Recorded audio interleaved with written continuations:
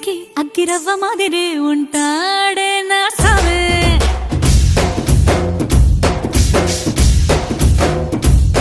మెత్తాని పత్తి పువ్వుల మరే సంటాడే